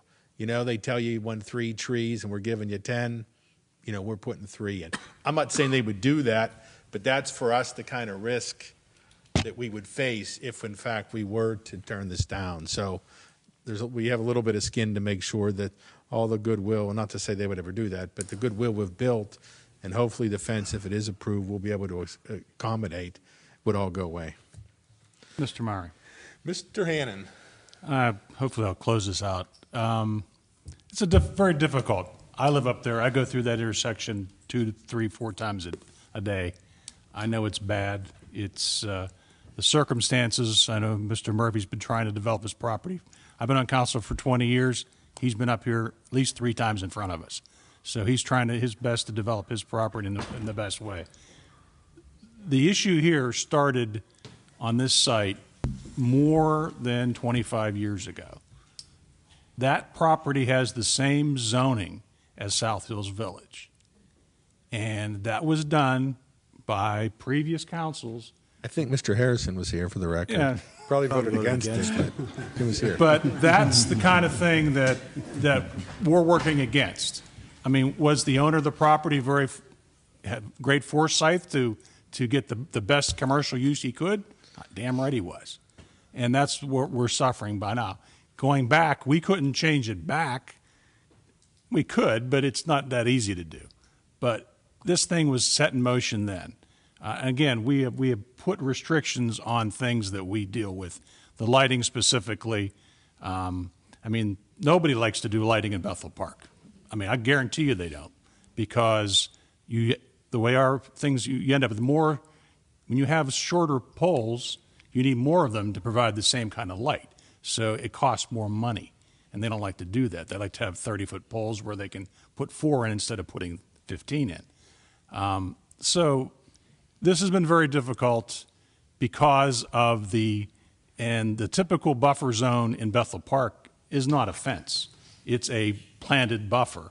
And when you have a commercial zone against a residential zone, you're required to have a buffer. And the buffer are trees. And sometimes you plant trees, sometimes they live, sometimes they don't. So there's enforcement aspects of those things that go along down the road that you're supposed to have a buffer. Actually, the Gaetano's drugstore across the street actually is supposed to have a 2.5-foot planting strip in front of their building, but that went away somewhere down the road. That was a compromise of a 5-foot planting buffer in a zoning hearing board 25 years ago. So things do change over time. And what we need you to do is communicate with us to see what can or can't happen, especially if you see things go on that, why is this thing happening? I mean, we sort of live, I can notice it when I go by, but it's the people directly impacted, and that's why you're sitting here, because you are directly impacted. And I happen to represent you, but that's another point. But it's tough. The zoning's fixed. We can't change the zoning. The building is permitted. There's some issues with traffic. I don't like the idea that who builds a building where the traffic study, there's not going to be any increase in traffic. That makes absolutely no sense to me at all. There's no diminishing of service by adding the structure. We all know that's not with the same realm of reality. But that's the way the calculations are done. That's the way they're presented. You're depending on PennDOT to make it a more efficient McMurray Road. They could add 6 lanes there. It still wouldn't be more efficient than it's right there now. Again, it's the pure zoning aspects of things. Do they meet our ordinance? I mean, the zoning ordinance tells you what you're allowed to do. The very zoning hearing board tells you what you can get away with if you don't meet the ordinance. Obviously, everything's in place for that. The issues with a 65-year-old decision or studies, well, the state law has changed in that interim time frame too. So that could be challengeable under state law because the Stormwater Management Act passed in the 70s. So there's things that are out there that may or may not come to play here. And this is not the first development for that property that's been proposed. There was a gym proposed to be constructed there about 15 years ago. So it's happened. I mean, things do change, and things that get approved don't always get built. So those things happen too. But again, this is a very difficult decision for all of us up here. Thank you. Thank you, Mr. Hanna. Mr. Dixon. We'll get to the application number 20150430, Rite Aid, new structure, major land development.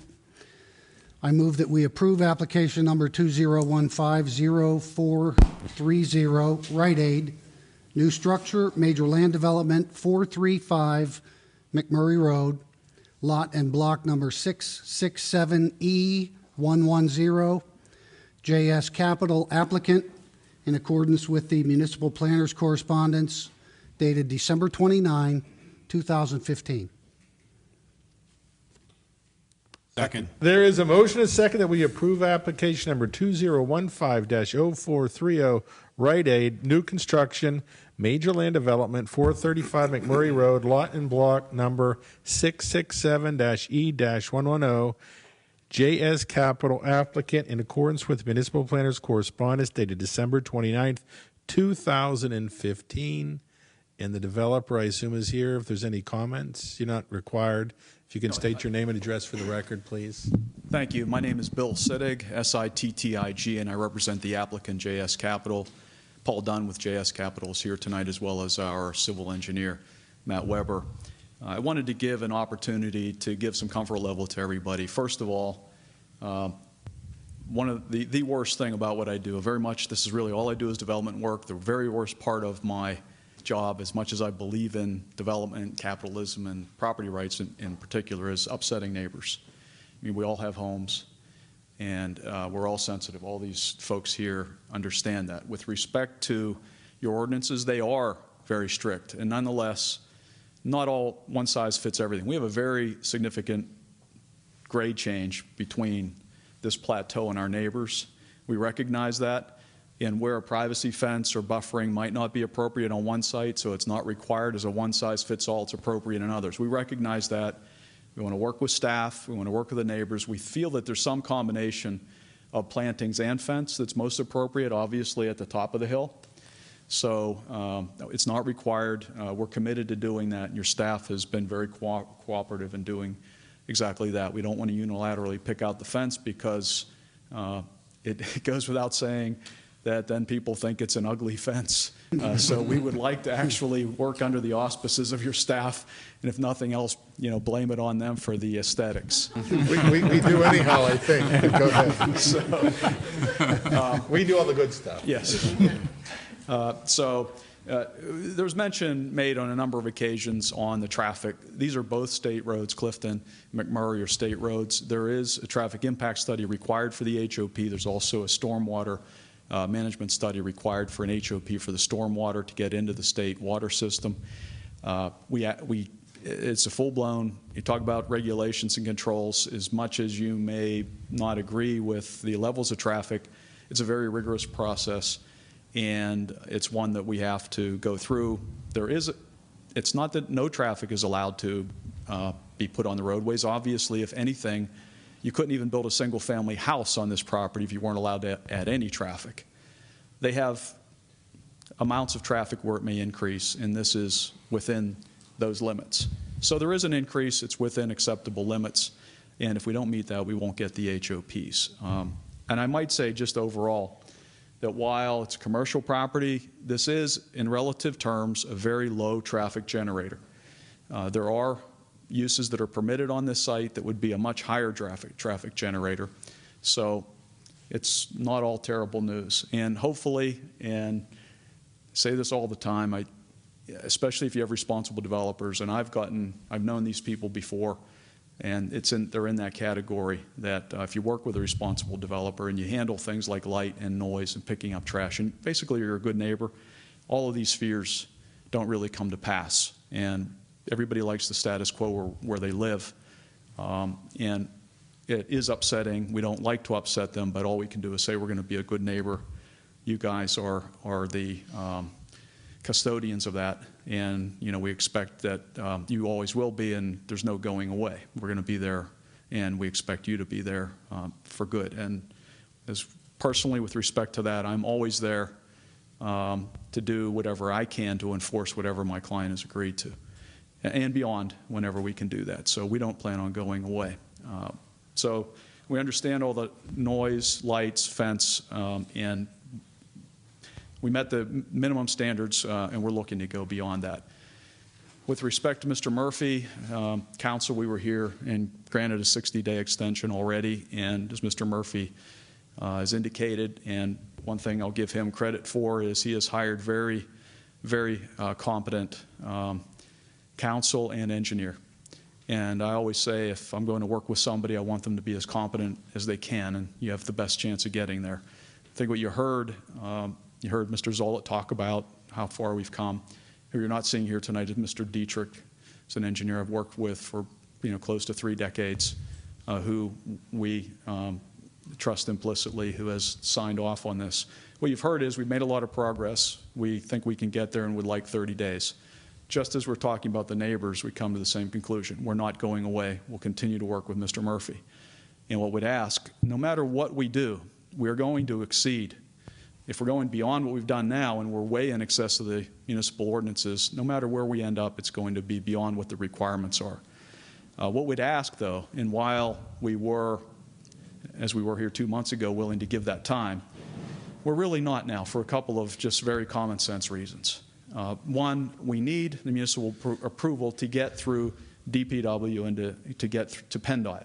They don't willy-nilly consider applications anymore. It used to be they'd consider it, you get in the middle of it, it would get denied, the plan would change, they'd review it again. They stopped doing that in the early 2000s. Governor Ridge stopped that process. And those agencies now require an approved site plan. So that time's valuable to us to get through those third-party approvals. But from a more pragmatic standpoint, We're going to continue to work with Mr. Murphy within those 30 days, and we don't want him to file an appeal. It's going to behoove us to get this resolved to his satisfaction within the next 30 days. We, first and foremost, understood the township's position, the municipality's position when we were here 2 months ago, because unbeknownst to me, when I first got involved, there was something beyond the township stormwater regulations in the form of that court order. Out of respect for the municipality and not wanting to buy a lawsuit, there was something that was, above and beyond municipal requirements. That made sense, and we've done that. Mr. Murphy's engineer got us on November 16th report that they did. We got it on November 25th. Mr. Weber turned around a redesign, which we submitted to the municipality, and Ms. Moore has approved it, and we, within a few days, got it to Mr. Murphy, and in all accounts agrees with it. Now, we hear that there's more to be done, and that's fine, and we're here and we stand ready to do that. But we believe we've addressed everything we can address within the ordinance, that we actually met their engineers, Mr. Dietrich, in his November 16 letter. That's what we use as our basis.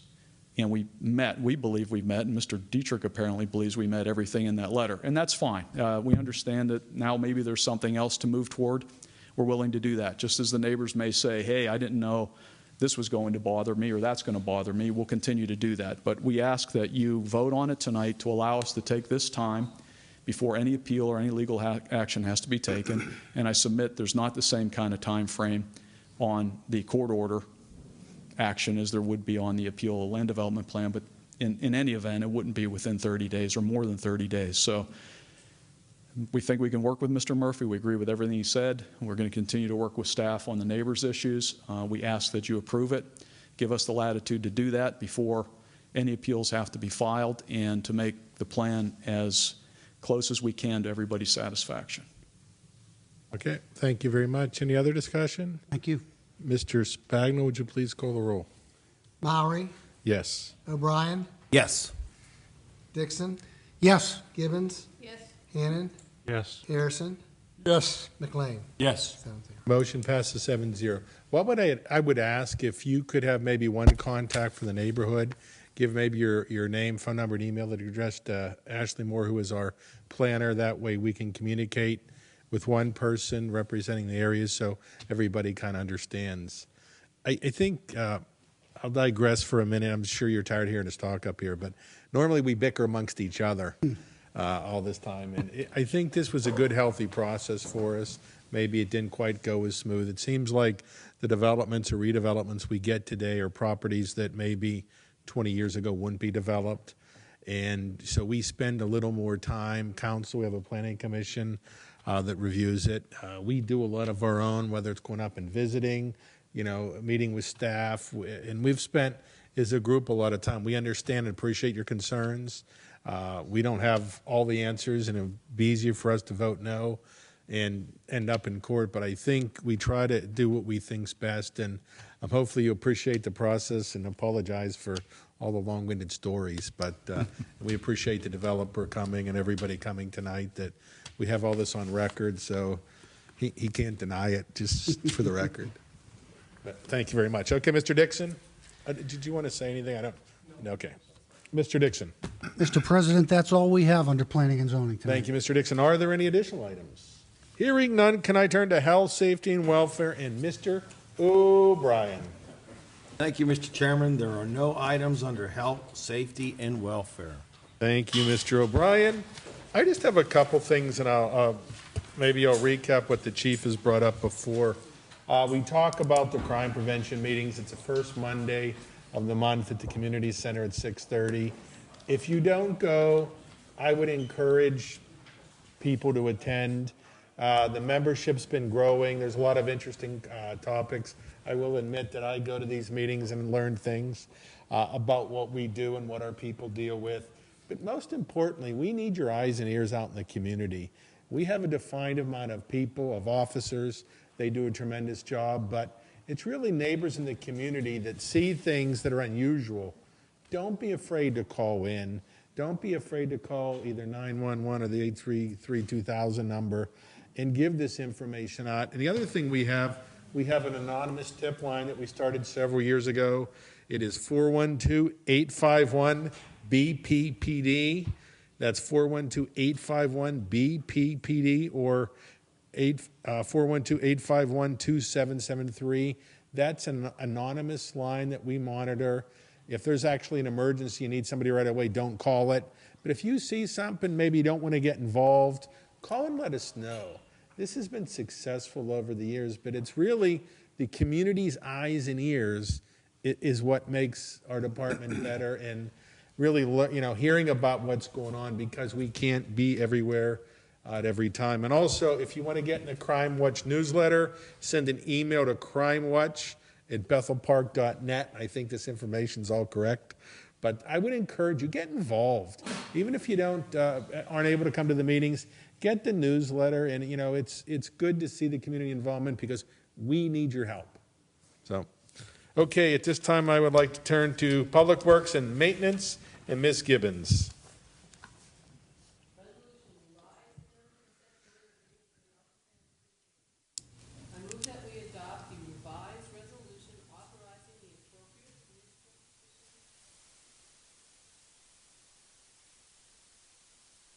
Second. Motion and second that we adopt a revised resolution authorizing appropriate municipal officials execute the interim consent order agreement for Alcosan service area. Any discussion of this item? We don't have to like to vote on this, but I guess we do. Mr. Spagna, would you please call the roll? O'Brien. Yes. Dixon. Yes. Gibbons. Yes. Hannon. Yes. Harrison. Yes. McLean. Yes. Mowry. Yes. 7-0. Motion passes 7-0. Ms. Gibbons. Thank you, Ms. Gibbons. Any additional items? Mr. Chairman. Mr. O'Brien. I would like to thank the paper from last month. Every month I've been talking about our officer, Joseph Shemolinsky. And the response has been great. Many of his relatives has called in and shared I'm very happy that we remember their uncle. What we're going to try and do this Memorial Day is we're going to honor Joseph in some way. We haven't decided yet, but I would like to ask Bethel Park residents to send in some donations to the Bethel Park Veterans Memorial so we can buy a paver for Mr. Shemolinsky and remember him on the granite paver around the stones.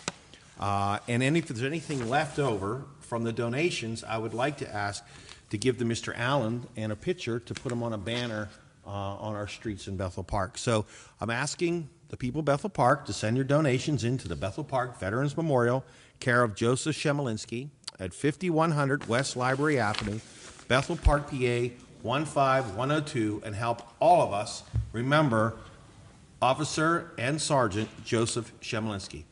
Thank you, Mr. Murray. Thank you, That's all I Mr. have. O'Brien. Is there a motion to adjourn? Mr. President. Second, all in favor? Excuse me, 1 minute. Mr.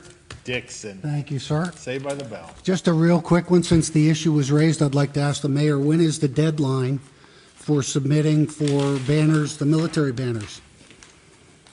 I believe this year the deadline will be April 1st.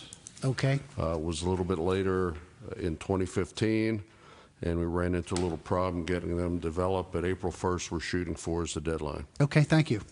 Thank you very much. Motion we adjourned. adjourn. All in second, all in favor? Meeting adjourned, and good night, everyone.